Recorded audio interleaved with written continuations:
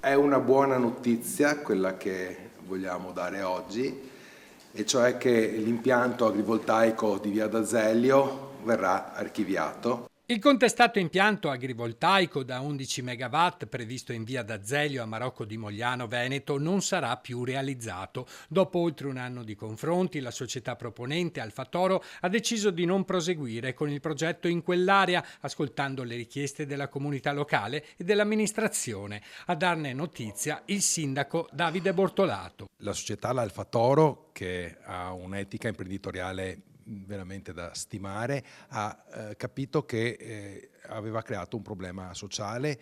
Secondo loro non si poteva andare contro la comunità come questo progetto stava andando, quindi la decisione è stata quella di non integrare la documentazione richiesta. La scelta di non presentare le integrazioni richieste dalla Regione ha di fatto chiuso il procedimento. Il progetto sarà ripensato altrove, con il coinvolgimento diretto del Comune, che insieme alla comunità dovrà individuare un'area senza compromettere il valore del paesaggio e del territorio. Un risultato accolto con grande soddisfazione dal comitato No Agrivoltaico di Via d'Azeglio e dai residenti della zona, che si erano mobilitati fin dall'inizio contro un progetto ritenuto troppo impattante per il territorio, a pochi passi da Villa Marignana e da edifici storici di pregio. La decisione ci ha stupito, ci ha lusingato, perché finalmente un'azienda multinazionale di questa portata si è dimostrata umana.